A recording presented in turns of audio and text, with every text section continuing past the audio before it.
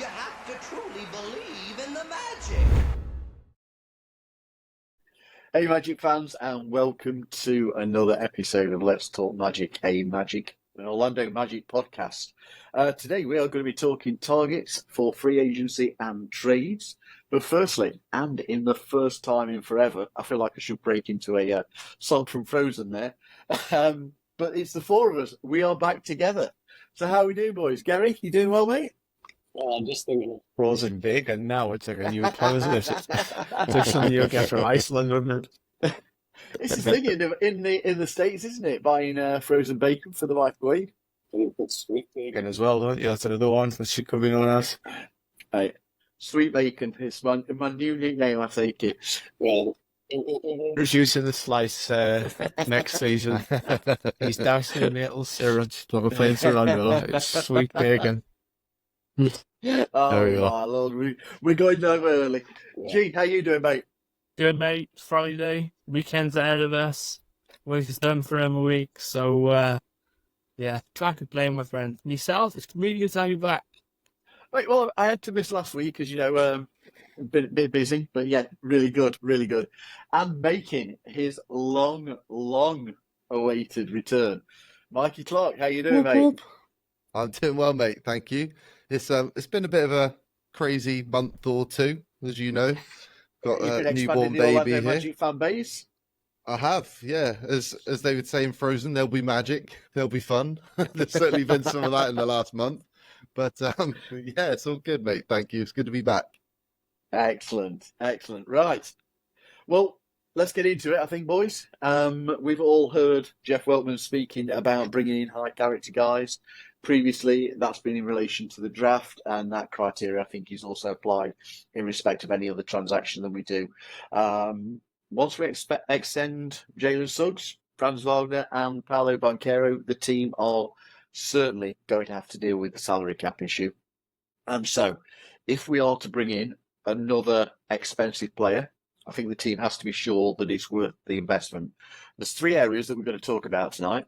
The first one being that position, the floor general. We all know playmaking at times was a weakness for the Magic during the 2023-24 season. It was exposed a little bit more during the playoffs. So we need somebody that can get the offense going, get Paolo and Franz some easy shots, potentially stretch the floor, and allow Jalen probably to move back to his natural position as the starting shooting guard. So, boys, there's lots and lots of names out there, both in free agency and being suggested as potential trades for us. So, Mikey, you've not been with us for a while, so let's hear some thoughts from yourself, mate. Who would you like to talk about first of all? Who's grabbing your attention? In the From floor the list general. that you've given us, so for floor Yeah, general, go for it, mate. I think probably Tyus Jones is probably a good place to start. It was somebody we were linked with at the trade deadline, and somebody I think the Magic have got their eye on. Guy's played well for the Wizards this year, 28 years old. I think he somewhat still fits the timeline. I just think you need to go on. I thought you said something, G. Sorry. I I saw was I going to cut say, that yeah, bit. you just want to get you want to go do this with Jordan's on, don't you? That's all you want. Well, we missed the boat, didn't we? A couple of years ago, we had a Bacon and a Clark on the roster. Jones is that ship sailed, mate. It was too late. Yeah.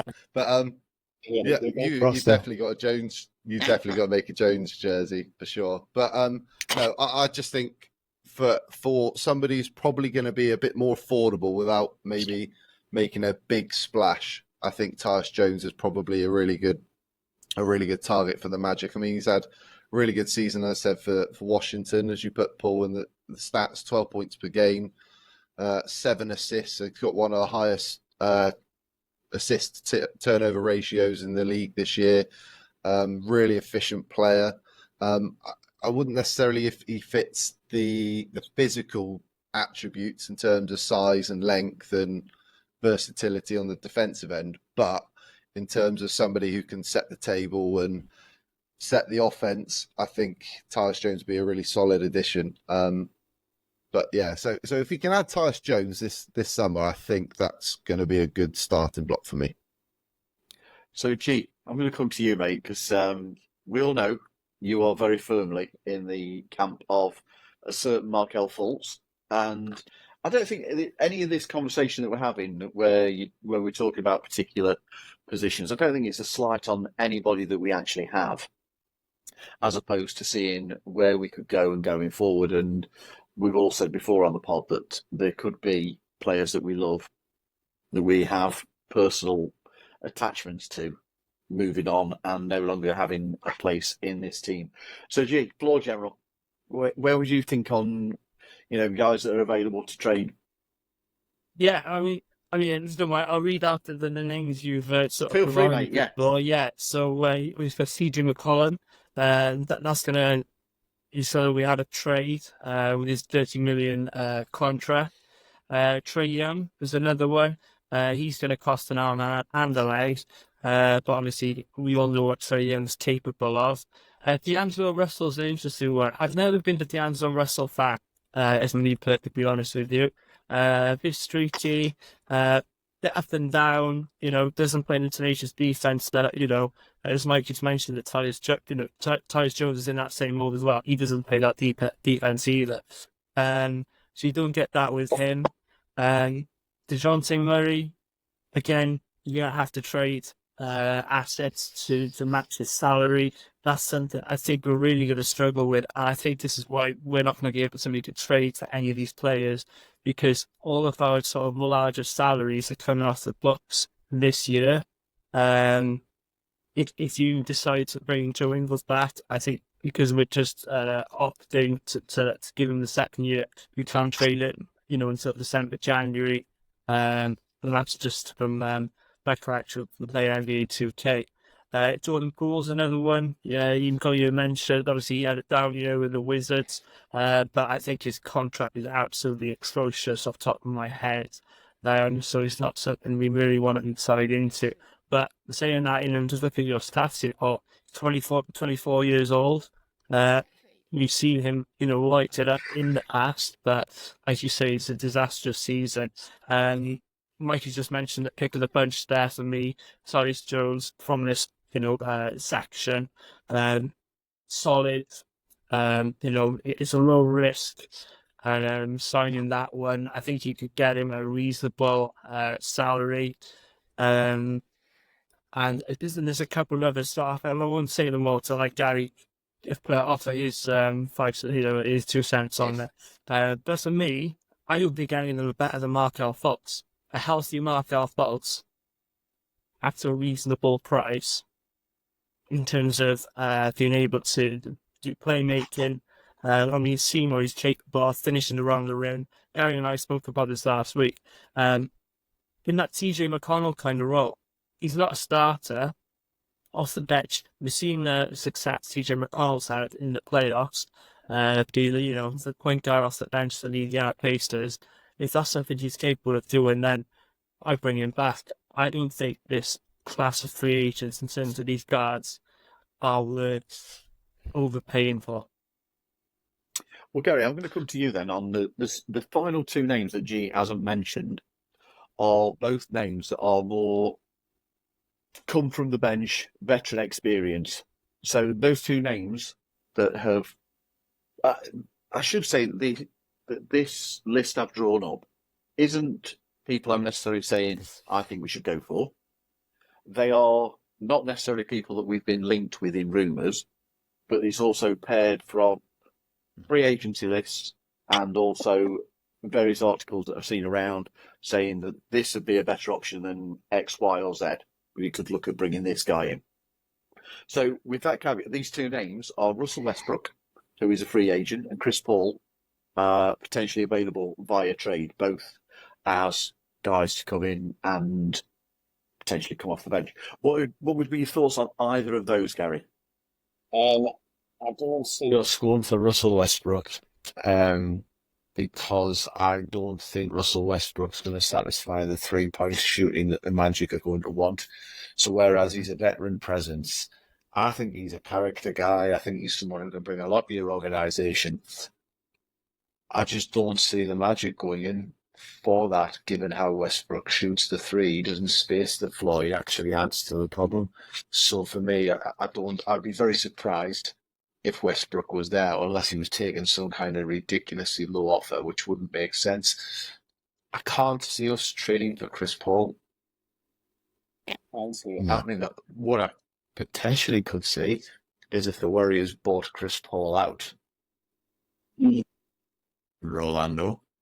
I could see that happening, because I think we are a lot more attractive a proposition now. 6 weeks ago, because we've been in the playoffs, we could Cleveland a hard time.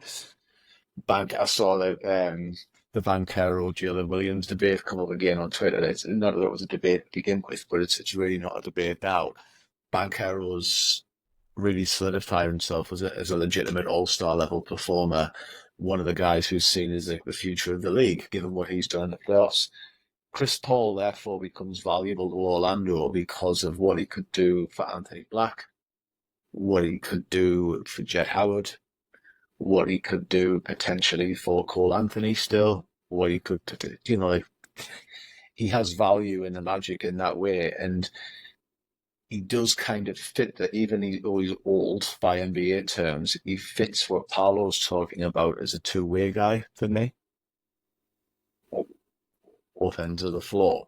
So I don't think we'd bring Joe Ingles back if that was the case, but he would add a lot of value. And I've said it before, look what Chris Paul did to Shea Gilgeous-Alexander. Partly was down to Chris Paul, so I could see the Magic on a buyout, but could I see the Magic trading straight up for Chris Paul? No, I don't see the Magic making that many trades, actually. I think he would be the cheaper option of those two. Out of those two, I think Chris Paul is considerably the cheaper option. And for me, personally, I think he's also the preferred option of those two. If we are to have somebody come in as a backup to give a voice of experience and be able to, we saw Chris Paul starting for Golden State a few times last season, and it was really injuries that actually stopped that continuing to happen. So I think he would be able to offer a huge back catalogue of experience to, as you've already said, Anthony Black in particular. He's still got exceptional court vision. He would be a great option to put alongside that second unit, which is already one of the best in the league. I'll say this, Paul. If we had a healthy 39 years old Chris Paul in the Cleveland series, I think we'd have stuck Game 7. I think that's a very fair point. But Gary, I'm going to ask you on the actual names, if we are looking floor general for a starter, who would be your go-to out of those names? Who would you like? Because of price, I would go for Tyus Jones. And look, I don't see Trey Young as a choice. No. I'm struggling to see Dejounte Murray as a choice, unless it's going to be something. I think that first pick could change a lot for Atlanta, because even if the first pick's solid, if the first pick's a Brandon Miller-level contributor who did well in his first year without being Chet Holmgren or Paolo Banchero or Victor Wembanyama, that boosts Atlanta. So leave it at pick right. It boosts Atlanta. So I'm wondering if they'll stick or that they'll want something more than they would have if they were going to blow it up. I don't think it necessarily makes sense to have a fire sale if you're Atlanta now. Trey Young, they're not going to give away. So if Trey Young goes, people are going to have to then think to themselves, do you want to give up Franz Wagner? Do you want to give up Jalen Suggs? Because that's going to be part of the deal. I don't, personally.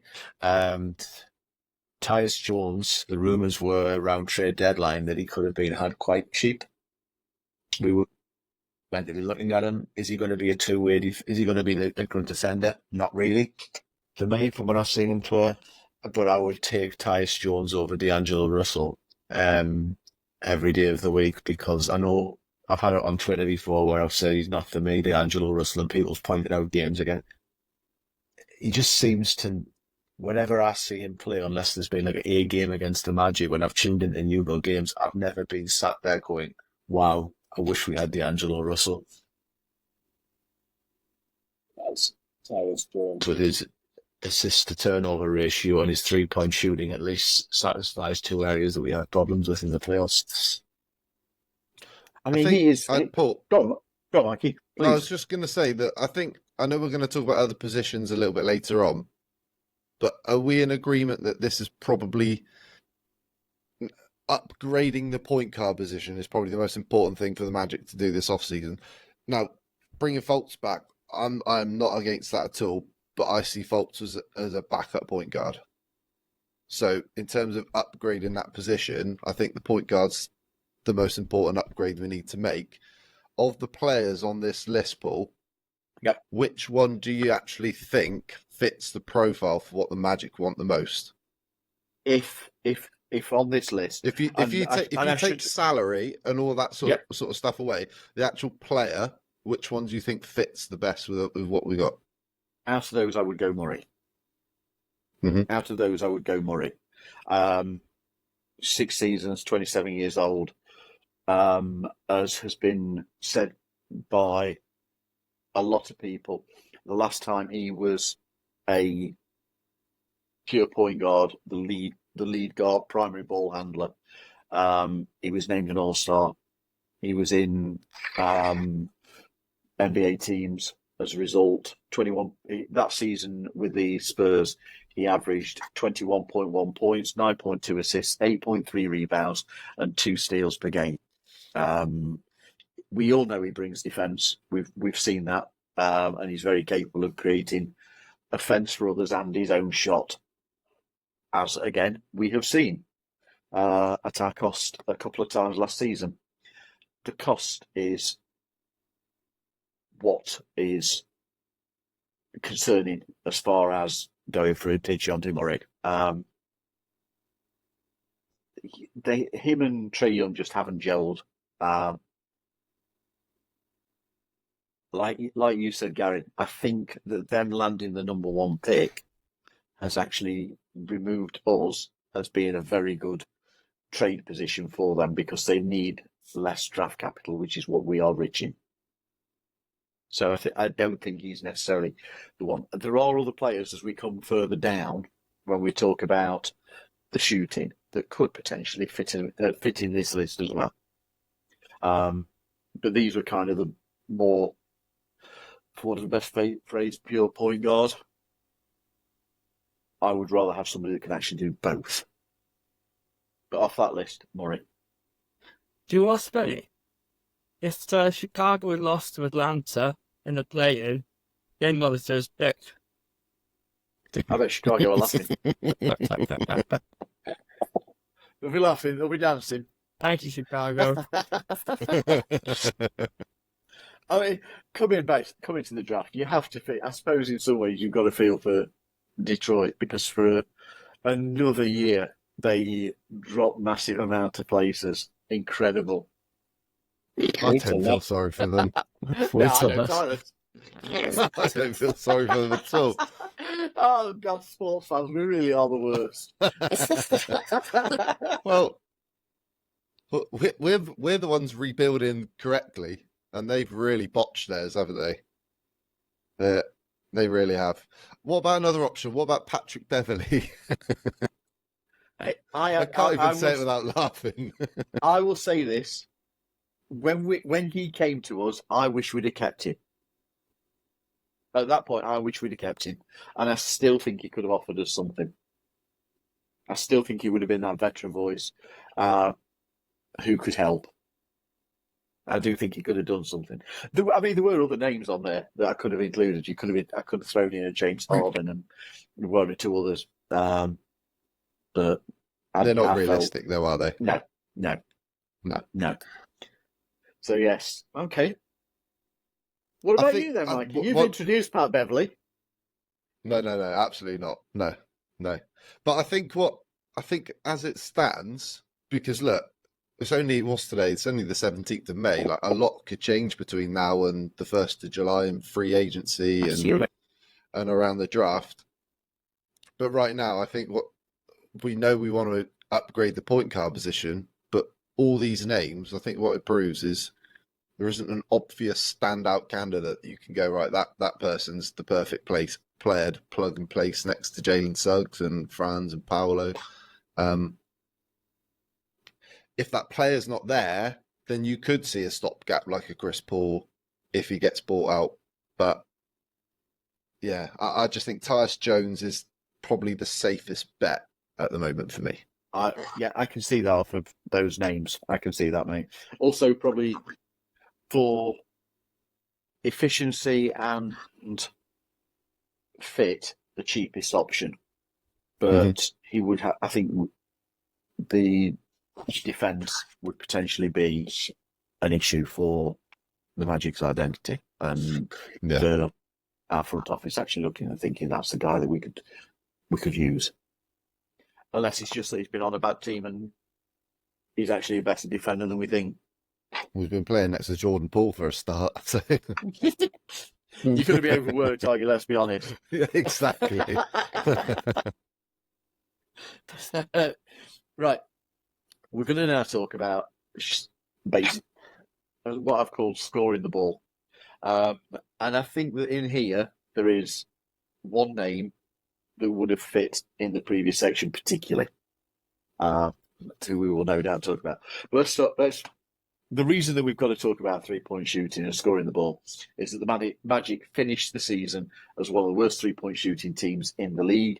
It hurt them in the playoffs. I think we all agree the offence would be much smoother if Paolo was surrounded by players who can stretch the floor. It would allow him room to work. Having one solid shooter, I don't think is going to be enough. I think we need to be looking to add further. So, I think we're all in agreement that we expect the Magic to change this during the summer. So, G. Yes. Talk to me. Talk to me, Goose. So you've given us a list of them now, haven't Start you? with the name. Start with the name that we keep getting linked with first. Yeah. I'll start with the name. I've got to go with Anthony Simons first. Okay. Was he the name that you wanted to add to the first set as well? That's the name that I would have potentially put in the first list as well. Absolutely. So he's 24, fifth year in the league, shooting guard, capable of putting up, big numbers on the same timeline as all of the young guys.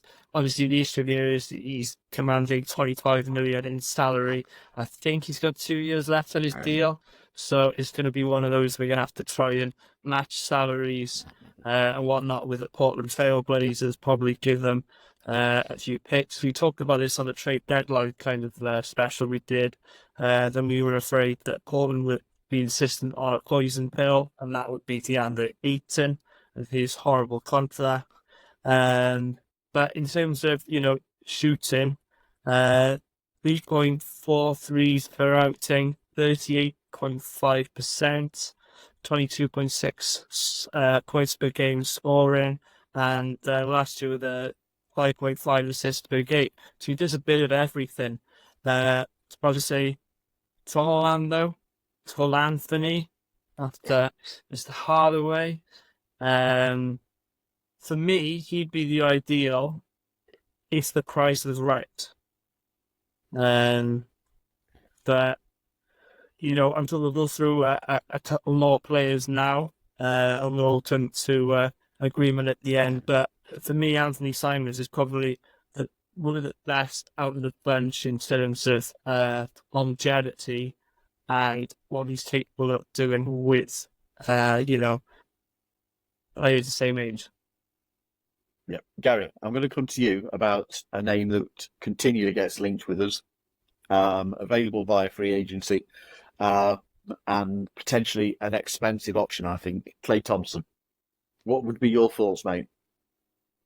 Well, I think people need to accept. We talked a bit about this last week, me and G, and I think people just need to accept that we are not getting option B Klay Thompson or All-Star Klay Thompson anymore.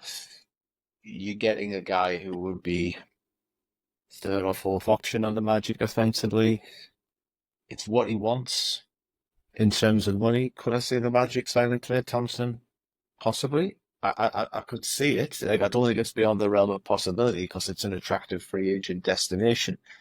And even as he is now, he does solve problems with 3-point shooting, veteran presence, someone who's been there and won it all.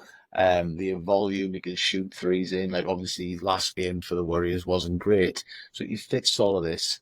However, if he's going to come in and demand all-star money or 4-year contracts, no. G mentioned it last week. If it was a 2-year contract, that actually might be serviceable, which it's him and Paul George you'd probably put under that banner of players who are going to be on the downside. But I just don't see the Magic front office throwing out a 4-year contract and putting ourselves where we're cap locked for somebody who's given us 11 points per game in 3 years' time. That's a nightmare scenario, and then you're back in that position of offering people draft picks and stuff to take people off your hands, and then you may be that locked in that you've got someone like Paolo who might walk. In putting this together, I didn't realise that his stats were. I think they were better than I thought they would be for the season. I'll be honest with you. I didn't realise that in his 268 made threes, that was the fourth most in the league last season. I didn't realise that. 38.7% from three last season. He's not a thing. At all. He's far from a bum. He's just, is he going to come in and demand all-star money? Because there is no upside to Klay Thompson as a player out there. That isn't there. So he's got to be seen as a role player if he comes in. If he's a role player and you tamp him out in the corner, no one's leaving him alone. Well, this is the thing. Look at what we got from Gary Harris in the playoffs, and look at what you could get from Klay. You're right, Gene. Nobody's going to say, oh, well, we'll just leave Klay Thompson unmarked out there whilst we try and throw a triple team with Paolo Banchero, because all Paolo's going to do is he's going to find him each and every time, and you're going to die by threes. And that's probably for Klay Thompson a new lease of life. I think the Magic are being used as a pawn right now in the media, because we've got the cap room, we've got a Hield, we've got a traction. It's not where someone's going to go, why would you go to Orlando? It's actually now it's back to there's no state tax there. Think about the weather, think about the lifestyle, look at the upside of this team. Could you be the guy who takes them to these finals or further?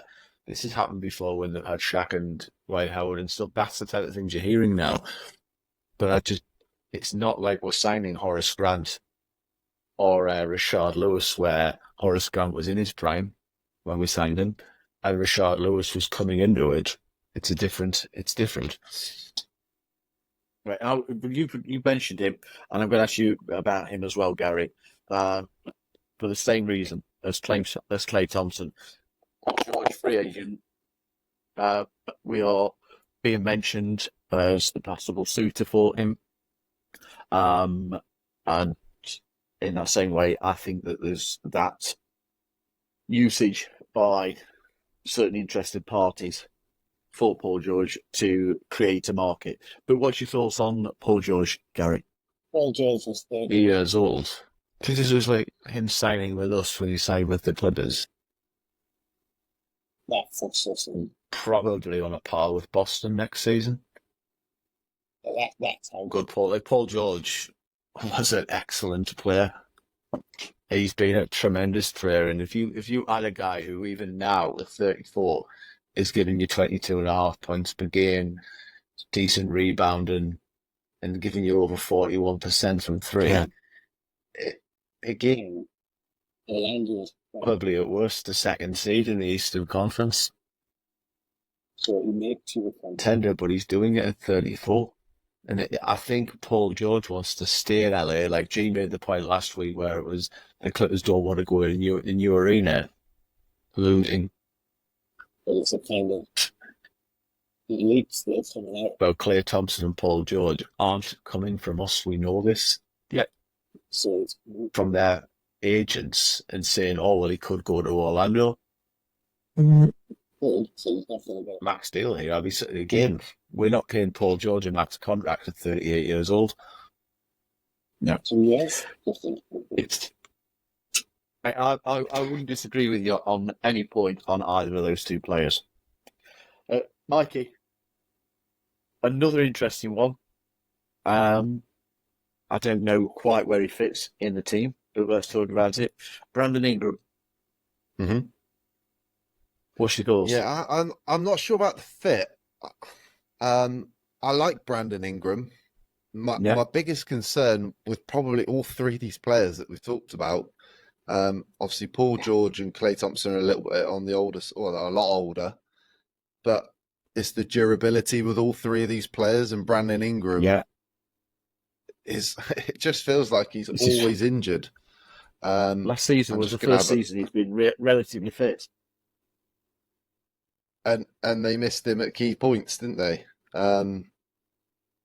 I mean, if you look back over the last few years, he played 64 games this year, 45 the year before that, 55, 61. So that he's never really played more than 60, 62 games in a season. And for a guy who's 26, I mean, he might be a 9-time All-Star, and he might put the stats up there for you, and he's obviously an offensive weapon. He's going to be a threat from three. He's going to take... I think with Brandon Ingram, and Paul George, I think what it does, it probably makes Franz the third option. And me and Gary have had this conversation. I think you guys have as well. I think in an ideal scenario, I think for the Magic to be a contender in the East, Franz then becomes maybe the third option offensively. Brandon Ingram is capable of taking off the offensive load. You can take a little bit off of Franz. Franz can then be a bit more of maybe a spot-up shooter. You're not asking him to do as much offensively, and I think that would help his game. And obviously it would take a massive burden off of Paolo, because it's not... I mean, we saw it against the Cavaliers, didn't we? They were interested in defending one player, and it's Paolo. They were... Franz made them pay on a couple of games. I think it was game 4, wasn't it, that Franz was big for us. But I think that was something the Cavaliers were happy to live with, because Franz has proven this season he's not been as consistent as maybe we'd like him to be. You guys discussed that last week, but I think Brandon Ingram would be a nice player to add, but the injuries really worry me for a 26-year-old. Personally, if you had to ask me out of the three of them, who would I rather sign, it would be Paul George. I think he's the player that's probably capable of giving you the most, and I think he fits the best out of all three of them. But again, the age is the concern, isn't it? What do you think, Paul? Yeah. Right. Well, before I give any thought, I just want to ask you about one more player, Mikey. Mm-hmm. Who I thought was an interesting addition to the list as a free agent. 2 times champion now, and still in the competition. Kentavious Caldwell-Pope. What's your thoughts, mate, on his potential fit to the team? Well, I said it earlier, didn't I? As it stands, we're talking about players who are going to be available. KCP could be one of those players that suddenly nobody's really thought about being available, and then if the Nuggets decide to or he decides to decline his player option, and Denver aren't going to pay him, then he suddenly becomes a really nice option. I don't know how old KCP is. I think he's 31, without even looking. I'm saying that. Hold on. But anyway, regardless of that, I think for a short-term move, 31 is a good guess, wasn't it? I think for a short-term move, maybe for 2 or 3 years. I'm not that clever. I'm definitely, my memory's definitely not that good. Of the age of all NBA players is Mighty. All it is just all the hours of us spending watching all these players over the years. That's all it is. I think KCP would be a really nice addition. I think he'd come at a price that probably would be attractive to us. I know we're probably going to talk about Malik Monk in a minute, but I think him and Malik Monk financially would be really nice fits for us. And I think KCP is obviously capable of being a starter, but I think he's also a player you could bring in off the bench as well. And you've obviously got that veteran leadership. He's won 2 titles with that horrible that team that won't be mentioned in Los Angeles. The Obviously one that winning G with says the doesn't Nuggets. count. Yeah, Doesn't exactly. That doesn't count. He's got 2 rings, but one of them doesn't exist. One of them's a plastic ring. That's the fair. But look, I think he fits perfectly. I think he's a 40% 3-point shooter with with good volume, really good defender. And I think in terms of maybe his tenacious side, I think he fits I mean, imagine playing next to KCP and Jalen Suggs. I mean, it's been hard enough for teams this year as it is, but I think he would be a really nice addition for me. Yeah, definitely. Yeah, and that's the reason I said I want to say about another player first, because of what we've talked about outside of Simons, and I'm not sure that the Magic would like Anthony Simons' defensive abilities, which makes me that's the only thing that makes me wonder if we would ever go for him. You're pushing your chips in if you go for Simons. That's the issue. Yeah, but I really like the option of KCP. Really like. Do the we option need to push our chips in? That's the question. No, because there's enough. I think as long as we're aggressive enough, we have to be an attractive destination. I mean, there's enough options there. If we get there first, then we could upgrade the roster without really giving up anything. I think is the important thing. Yeah. So, Jig, I'm going to ask you a question now. Mikey's just mentioned one of the guys. There's 2 guys I want to speak to you about. Both are free agents. Buddy Hield, Malik Monk. What's your thoughts? And who is there one of those 2 you particularly like to see as a make a run at? Out of those 2, it's a no-brainer of one of them. But I'll start with the other one. Buddy Hield. He had a decent-ish season finishing in Philadelphia. He's 31. He's very good command, quite a salary. It's probably going to be his last big payday. 12 points a game, 39% from 3 last season. Decent. Yeah. He's a sharpshooter. He can get it done. He went off in one of the Sixers games. I can't remember which one it was. Was it game 6, perhaps? I think it might have been. So, proven player, but does he fit the timeline? Is he with command too much of the salary? Whereas, Malik Monk, he's a different player. And I think somebody asked Coach Mosley about Malik Monk before we played Sacramento this year. And I don't know if you've seen the clip, but he was big, massive grin on Mosley's face, like a Cheshire cat. It was almost like he was trying to hide something, if you know what I mean. It was like he just asked the question about the guy wants, if you know what I mean. So, yeah, just background on him was, you've given us it all. 26 years old, 10th year of the season, 35% career from downtown, but last season, 15 points a game. Primarily off the bench, honestly, yeah? Yeah. And then he's obviously been in the running for the 6 man. Right, had it not been for injury, I think he would have been in that conversation. Yeah. 6th man of the year. 6th man of the year. But obviously, having the cap space and would be attractive destination for him to consider, and one we definitely should try to explore, certainly. I think it'd be a decent addition to this team. I did have one more player call that wasn't on your list. Yeah, go for it. I'll throw him in there. It would require a trade, and I've said about him this once. But he's a 27-year-old sharpshooter. His worst season in the league, he shot 39% from downtown. He averages about 43%. I think he was about 44 last year, but he's had a few little injuries. Luke Kennard. Yeah. So he was so close to being on the list. Yeah. He was so close to being on the list. He's got 1 year left in Memphis, so it might not be something for this summer, so I'm just throwing it out there, something maybe around the trade deadline. Memphis have a bad year and think, right, time to move him on. 14 million he's making next year. He'll be 27, 28 probably by the time the trade deadline comes along. So we've seen Luke Kennard go off on us, haven't we? How many times? Oh, yeah. For Detroit, for Memphis, every time. And he's certainly someone I'd like to have on the roster, if I'm being honest. So might not be something for this summer, but trade deadline perhaps. Mate, he was so close to being on that list. He was one of those names I sort of looked down and thought, yeah, I don't know if to put him in. But I went with, I'll tell you who I went with. This one, I want to ask Gary about this trade because the only reason I went for he didn't come in was because I saw this trade as I was doing research for this.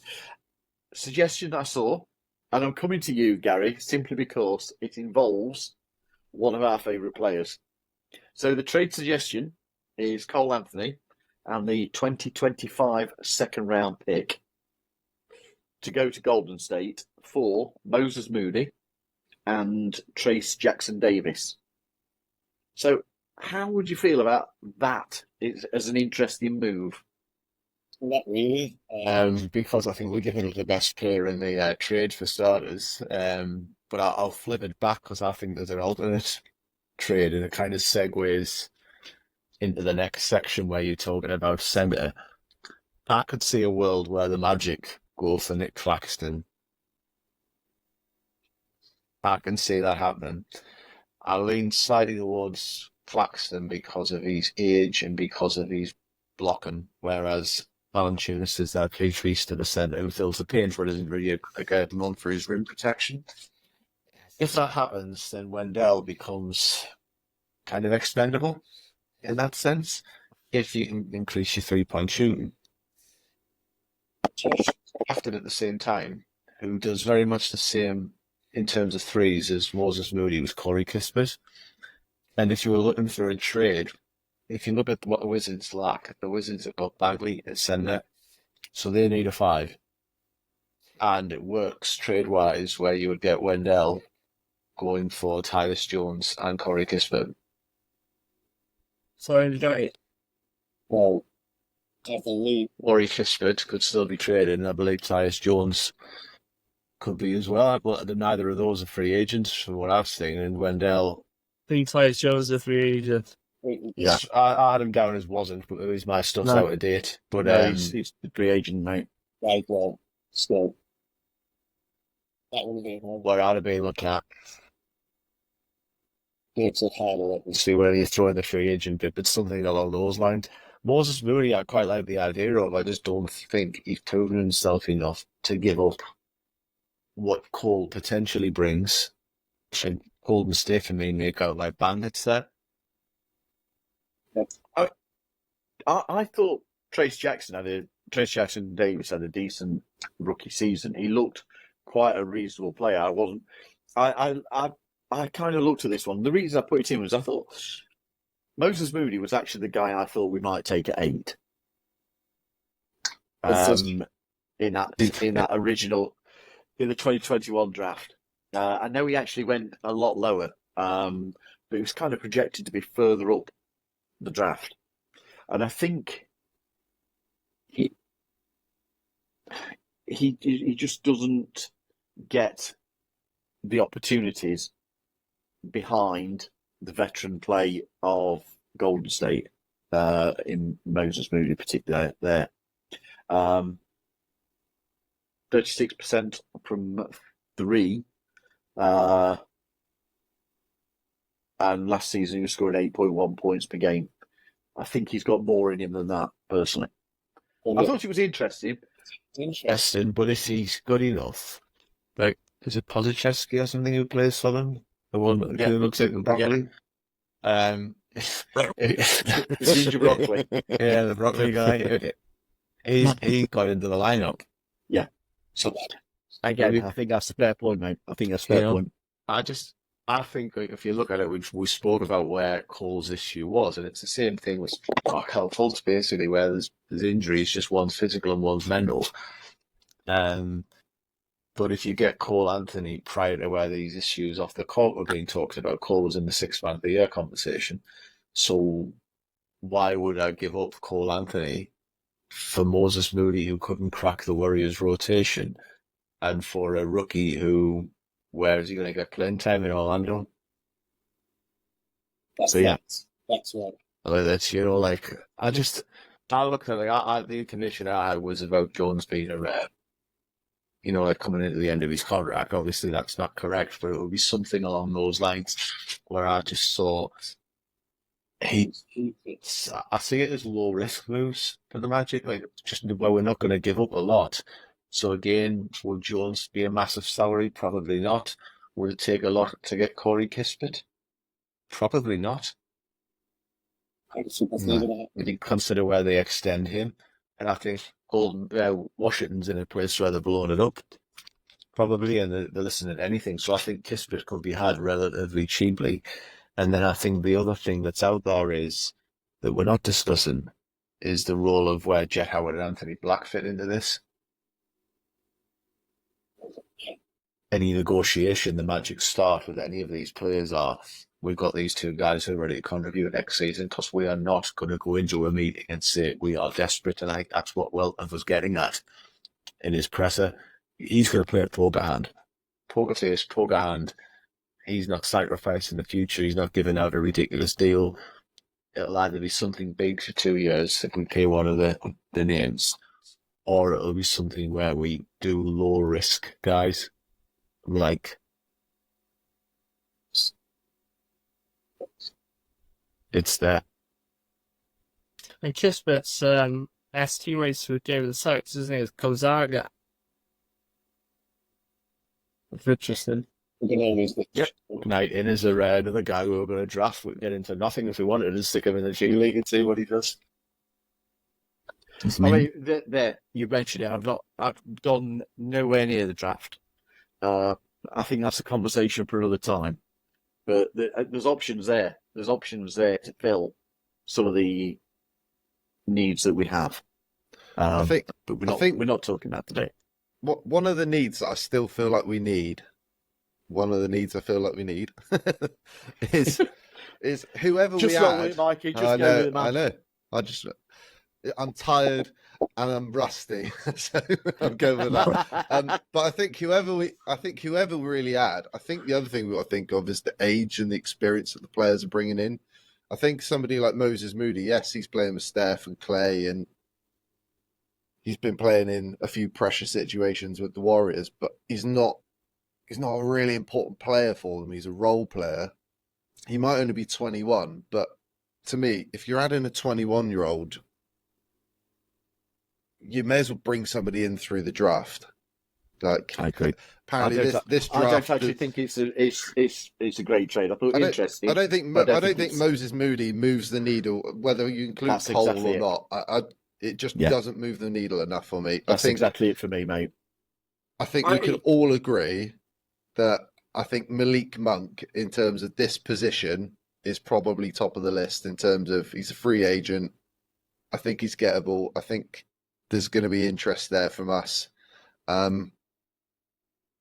just think if you add somebody like Paul George, I don't think it's going to happen. I don't think we're going to make that big of a swing. I don't think we need to, if I'm honest. If you factor in, we're all expecting Paolo to take a big jump next season again. Like years 2 to 3, players make a big jump in the summer. He's got all summer to work on his game. He's not going away to the Olympics with Team USA at the moment.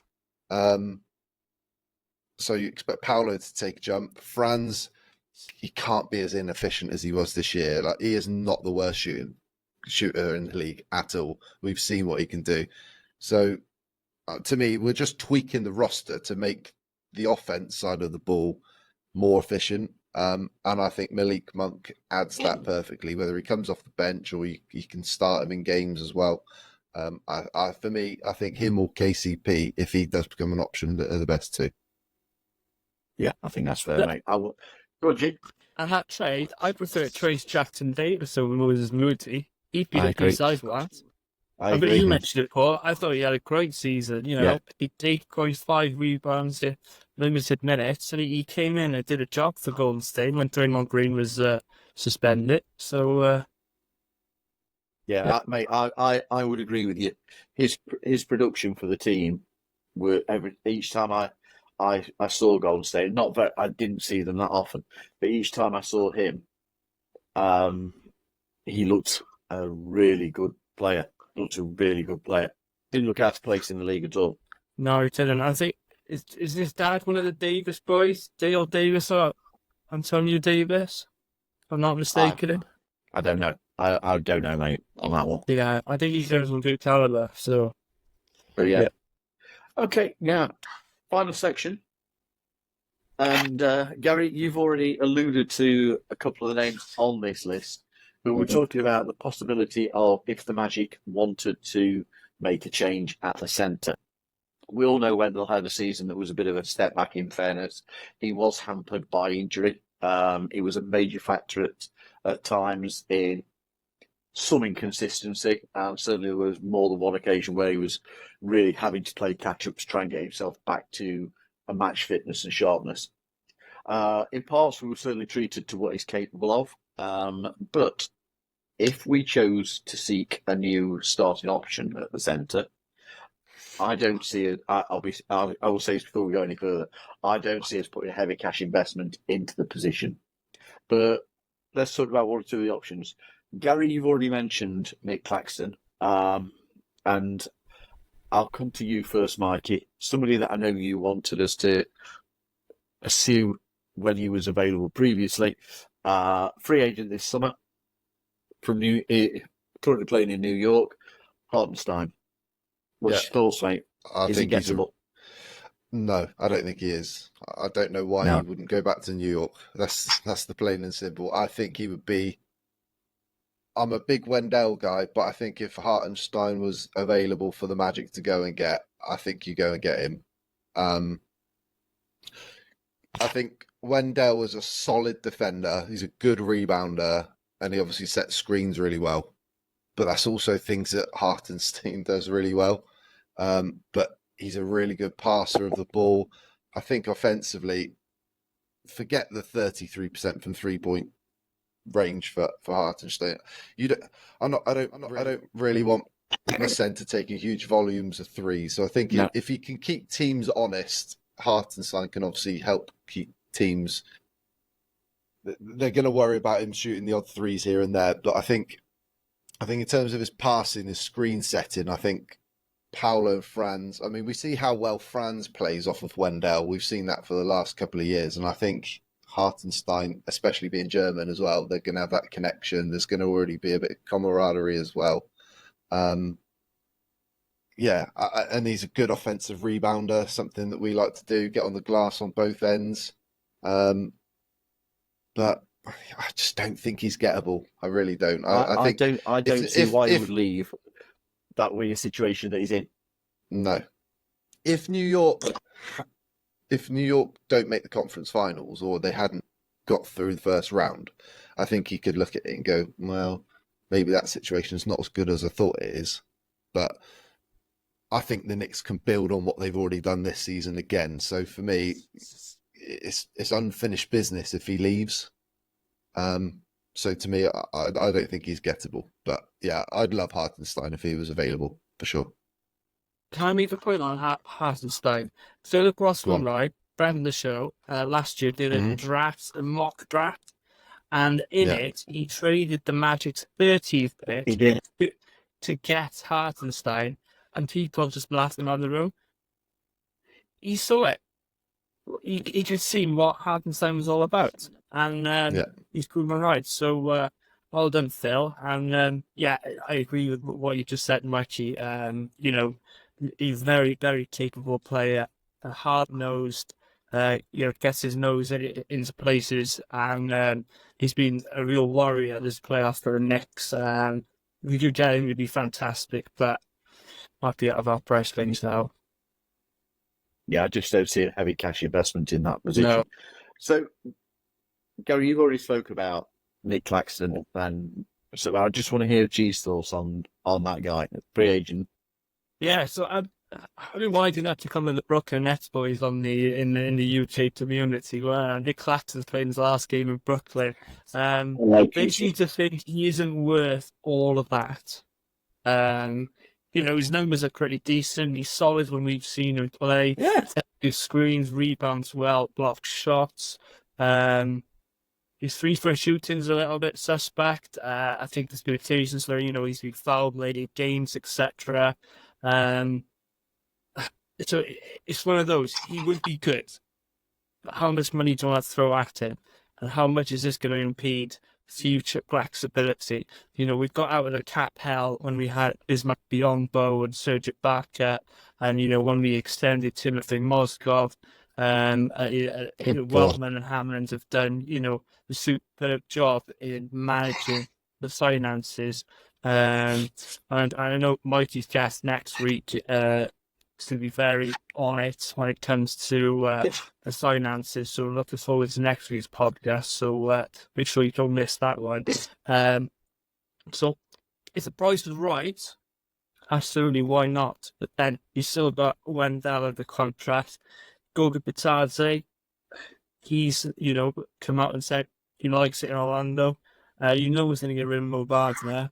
So you're going to have, can you throw that much money in when you've already got 3 centers potentially?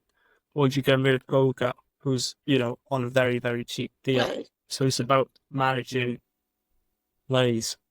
Yeah.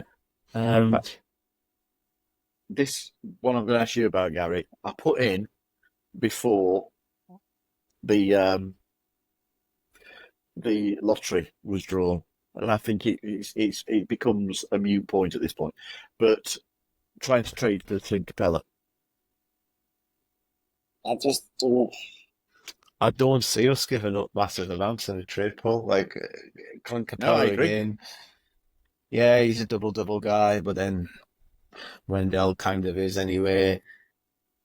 I just don't see it. I think like out of the bigs who are available, for me the one who intrigues me is Valanciunas. Yep. Just veteran, and he's got that absolute like size, and we saw the values of screens when we brought Wendell back into the team against Cleveland, and we saw why we need a screen setter, particularly for like Powell. So he would be interesting for us if we fulfilled the 3-point shooting issues. Veteran, stir of the man, fills the paint, physical, field goal percentage, like you can put it in there, he's going to get you points on the inside, post up games there, etc.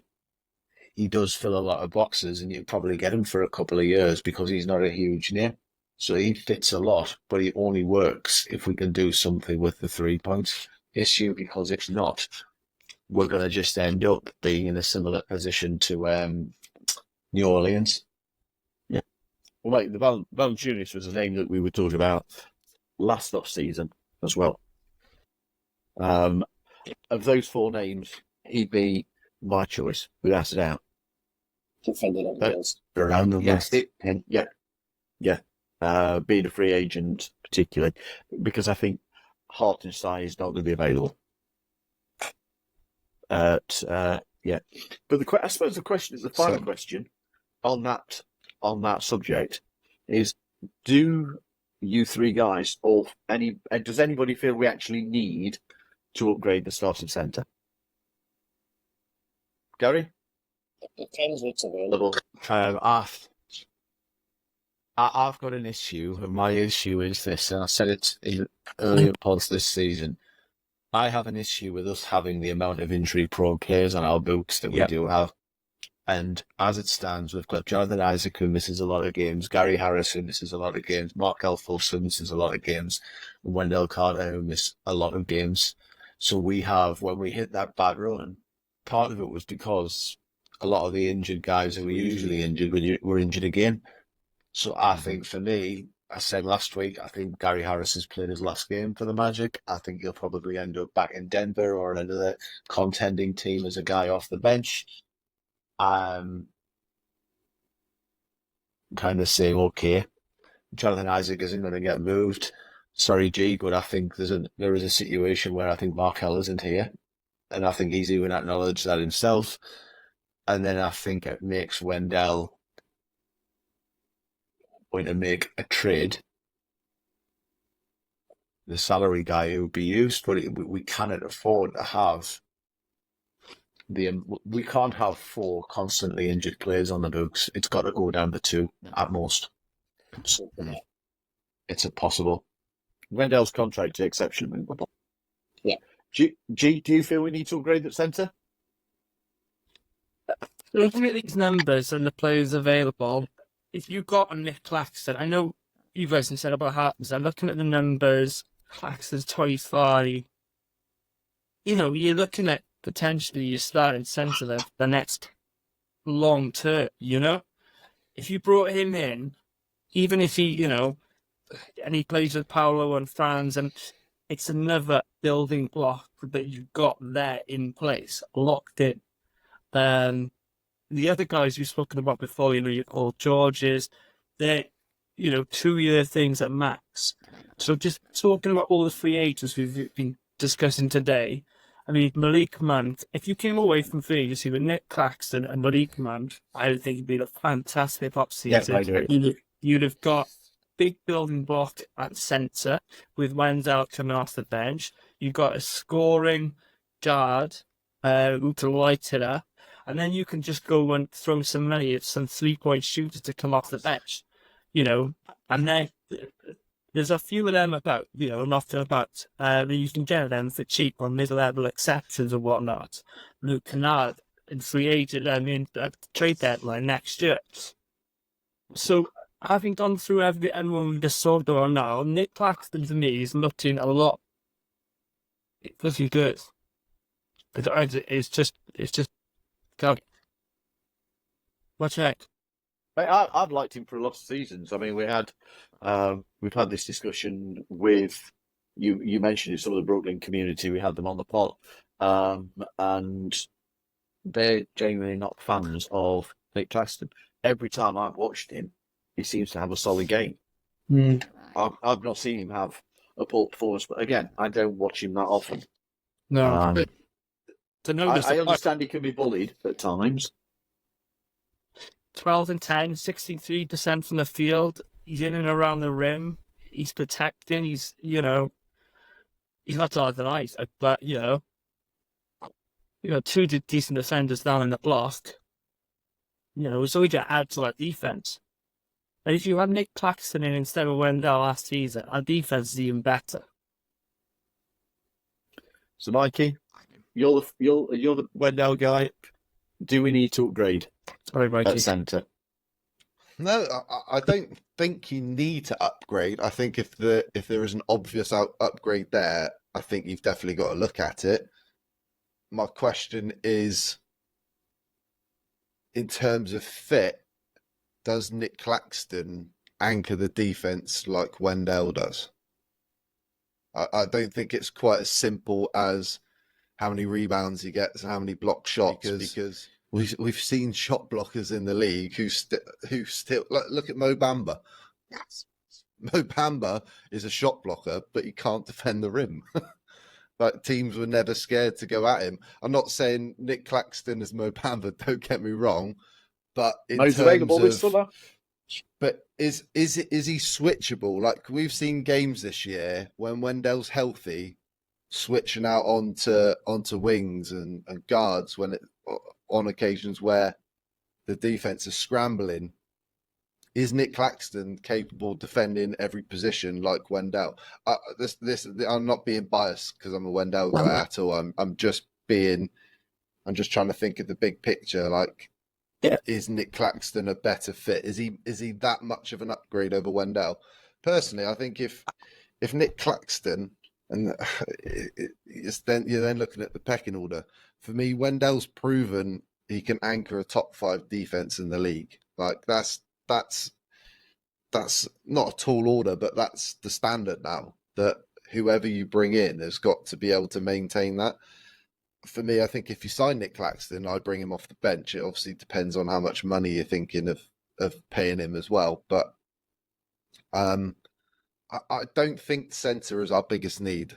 And that's why I think the point guard, I think I'm going to differ from G. I think if we walk away with Tyus Jones and Malik Monk, I think for me, that's a great off-season. And I think whether we use our draft pick, and we'll get into that another day, but I think Gary Harris is probably gone. So if you're replacing Gary Harris with Malik Monk, and let's say, I don't know, Markel Fultz comes off the bench and Tyus Jones is your starter, I think next season, with the improvements of everybody else, I think there's not too much tinkering there where you've upset the apple cart. I think that there's got to be that balance of, you don't want wholesale changes and then you suddenly bring in 4 or 5 players, or you make a big trade for somebody and half the roster changes. I think you've got to be careful keeping that balance and that chemistry right as well. The front office has got a real tough decision to make this off season. Before we finish, is there any player who's not really talked about at the moment who you think might become available in the summer, who you would go, yeah, I'd make that deal? Like if Donovan Mitchell turned around and said, I want to There's still things with Donovan Mitchell.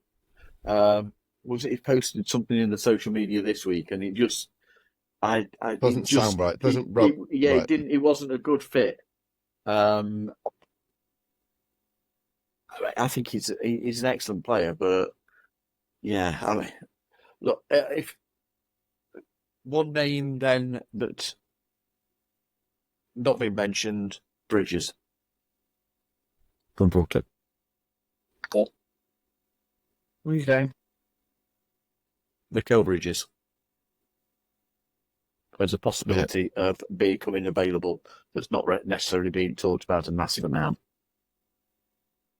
He's not in a winning situation, and are they wanting to move in a different way? Darren? I think he's a third option. I think a player who might come available, but I don't see us doing it because I think it's far too expensive for what it would cost. But I think Devin Booker could become available. Win a complete. Then what do you want to give up for Devin Booker? Because his stock's fallen with the Suns. There's a lot. There's players will be available. That's two of them who's just being named now, but it's what teams aren't just going to give them till you've got to think, well, okay, if we want one of those guys, you're probably looking at going out the other way. Sean Wagner, Jalen Suggs, Jonathan Isaac, all those names are going to be on the table as part of the deal, probably alongside Wendell as a salary tank. Yeah. The other thing you ought to consider as well is, so we've talked about Brandon Ingram. Paul's just mentioned Mikal Bridges. If you bring in a player like that, I think suddenly there's a lot of pressure on Jalen Suggs to be the point guard. A lot of the guys that we're talking about are not filling the point guard role. Yeah. I'll throw another one in there. Kyle Kuzma. Washington blowing it up. Why not? Yeah. I know we're not the biggest fan of his, but he's capable. He picks up numbers. I know he's in that same mold as his scoring wing as what we've got, but we're loading up as scoring wings, aren't we? Mm-hmm. Yeah. Okay, boys, I think that's going to do it for this week. I've enjoyed that. It's been a good, interesting conversation. I think that what comes out of it is there's so many options. There's no hard and fast answer. That there's plenty of fit, but are they all does that fit necessarily give us an answer, and does it overcommit what we have for the future? Are we putting it all in for the future? We don't want to be in a situation that we saw Brooklyn in for a few years back, where they put everything into getting one player, 2 players during that off season. We don't want that. We equally don't want to be in that position that we've just seen with Sacramento, where they did nothing last summer and hoped to make a progression and they haven't. So it's interesting summer. Just before we finish, there was two other names I saw before we jumped on as well, and Brian Windhorst brought this up. Apparently, Clutch Sports, I forgot to say this earlier during the point guard bit, that apparently they're going to meet the Cavs this offseason to facilitate a Darius Garland trade. And I would take so Garland. that was from Brian Windhorst. And the other one was, I think it was Shams. They were saying apparently there's some members of the Cavs who are frustrated with Jarrett Allen, and whether there's a few rumblings of him being a bit upset there. Now, to me, that's two clear upgrades if you can get one of them. I would agree. Darius Garland or Jarrett Allen. Jarrett Allen is a better option to me. Take Hartenstein off the list. I think he'd be a better option than the rest of those free agents and available. But I think Claxton would be better than Allen. Allen's got the experience in the playoffs. It's such an opinion-based sport. Yeah, I know. Good. It's good. We'd have nothing to talk about if it was such a hard and fast, clear rule. That's what I love about this. There's so many different opinions about what would work. Maybe we could put a poll up to see what people would write. I think it'd be interesting. If we put some of these names up as to if we could get one to fill this need, which would you go for? I think it'd be interesting to see. So yeah, excellent. So yeah, let's wind it up for this week. Before we do go, could I just mention quickly our partners, Attraction Tickets. We say it every week. We know we do. They are the UK's number one attraction ticket provider for Walt Disney World, Universal, SeaWorld, Disneyland Paris, lots of UK attractions as well. Basically, if you can buy a ticket for it, you can buy it through Attraction Tickets. And they do have various offers running. So if you join to their website off of our affiliate link, you will see hugely competitive prices when you're looking to book a day out in the UK during the summer or your next trip. They also do offer Orlando Magic tickets at hugely competitive prices. You have to wait for the fixtures to go out for those to be available. You can find the links on our website, letstalkmagic.com, and also on there you'll find our discount code for the NBA store and Fanatics. Finally, outro, got to say thank you to our patrons. Thank you to everybody for watching and listening. The patrons, incredible support as always. Barry Conn, Paolo and Franz Warmth, Ollie Law, Gary Clark, Angus Craig, Dylan Holden, Alan Kane, Tom Soane, Mark Joss, Sean Moore, Liam Radbourne, Andy Linley, Stuart Benzie, Drummy, and Podfather Phil loves Hazy Northwestern. Thank you guys so much. We do genuinely appreciate we appreciate anybody watching, listening to what we do. Get in touch with us, talk to us. We really do love that interaction. And if you are interested in joining our Patreon, there's 3 tiers available. Just have a look on the website and you'll see what's available. You can join today. Recording our next episode on May the 23rd.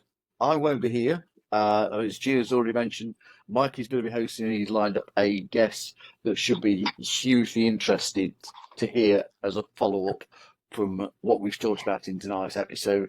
If you enjoyed the episode, please give it a thumbs up, subscribe to our YouTube channel, leave us your thoughts, questions. We just love that interaction.